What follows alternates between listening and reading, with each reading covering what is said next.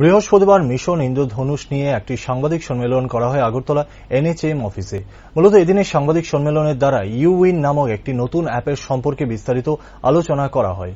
Corona মহামারীর সময় যেভাবে সাধারণ জনগণ ভ্যাকসিন নেওয়ার পর সেটাকে নির্দিষ্ট অ্যাপের দরুন প্রয়োজনীয় সাপেক্ষে দেখাতে হয়েছিল, ঠিক তেমনই বাচ্চারা যখন এই ইন্দ্রধনুষ মিশনের আওতাধীন ভ্যাকসিন নেবে তখন সেটাকে নির্দিষ্ট ইউউইন অ্যাপের মাধ্যমে প্রয়োজনীয় সাপেক্ষে ব্যবহার করতে পারবেন। এমনকি তিনি আরও বলেন, IMI নামক একটি নির্দিষ্ট পোর্টালের সহযোগিতায় এই অ্যাপসটিকে কার্যকারী করা হবে। শুধু তাই নয়, ইতিমধ্যে দপ্তরের তরফ থেকে বেশ কয়েকটি পদক্ষেপ গ্রহণ করা হয়েছে গোটা রাজ্য জুড়ে এবং তাদের সাফল্যের কথা বিচার করলে বলা যায় গত বছর পর্যন্ত প্রায় 98% সাফল্য পায় এই দপ্তর।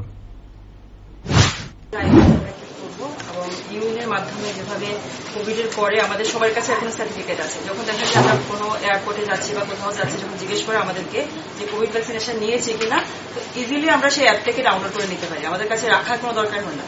সিমিলারলি বাচ্চাদের যখন এখন ভ্যাকসিনেশন হবে, এখন যেমন আমাদের এমসিপি কার্ড থাকে, কখনো দেখা যায় হারিয়ে গেছে, আর সেটা সবসময়ের জন্য রেকর্ডেড থাকবে আমাদের ইউনিয়ন অ্যাপে। সে যখনই বড় হবে, কলেজে যাবে, যখন দরকার হবে তখন সেটাকে সেখান থেকে ডাউনলোড করতে পারবে। এটাই আমাদের এবার IMI এর সাথে আমাদের ইউনিয়ন পোর্টাল আমাদেরকে সাহায্য করছে সেটাকে রেকর্ড করার জন্য।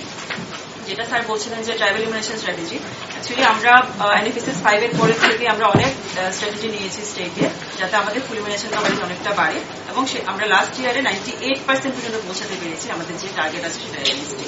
কিন্তু তারপরে দেখা গেছে যে আমাদের কিছু কিছু জনজাতি এলাকাতে আমাদের ফুল ইমিউনাইজেশন কভারেজ অনেকটাই কম, অনেক জায়গাতে আমাদের 70% এর নিচেও ছিল। আমরা আপনাদেরকে যে প্রেস নোটটা দিয়েছি সেখানে দেখিয়েছি যে অ্যাভারেজ আমাদের 70% এর কাছাকাছি ছিল সেই জনজাতি এলাকাগুলোতে।